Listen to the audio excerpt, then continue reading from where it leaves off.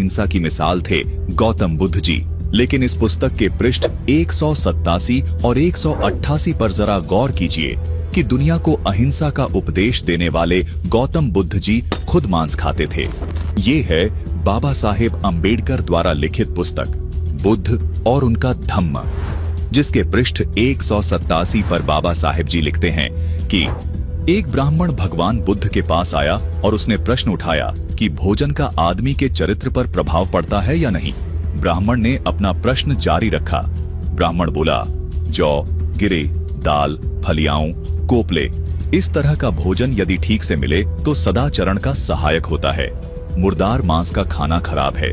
तथा भगवान, यद्यपि आप कहते हैं कि आप मुर्दार मांस नहीं खाते, लेकिन आप पक्षियों के मांस का बना हुआ एक से एक बढ़िया भोजन कर लेते हैं।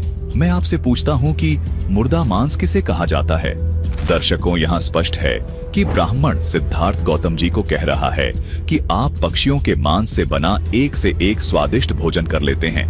तो फिर ये बताइए कि मुर्दा मांस किसे कहा जाता है? मतलब स्पष्ट है कि सिद्धार्थ गौतम बुद्ध जी पक्षियों का मांस खाते थे।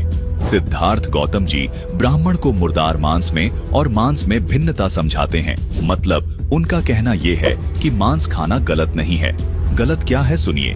तथागत ने उत्तर दिया, किसी प्राणी की हत्या करना, किसी का अंग छेद करना, मारना पीटना, बंधन, चोरी, झूठ बोलना, ठगी, उल्ला, व्यभिचार, ये सब मुर्दार मांस हैं, मांस भोजन नहीं।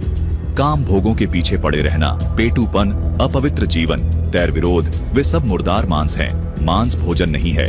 चुगलखोरी, निर्दयता, विश्वासघात, अत्यंत अभिमान तथा कमीना कंजूसपन, ये सब मुर्दार मांस हैं, मांस भोजन नहीं। क्रोध, मान, विद्रोह, चालाकी, ईर्ष्या, उबाल, अहंकार, कुसंगति, ये सब मुर्दार मांस है, मांस भोजन नहीं। दर्शकों, सिद्धार्थ गौतम जी ने इस प्रकार की बुराइयों को करने वाले को मुर्दार मांस कहा है और उनका मत है कि मुर्दार मांस यानी इन बुराइयों से बचो। पक्षियों का मांस खाने को वो गलत नहीं मानते, क्योंकि वो खुद पक्षियों का मांस खाते थे।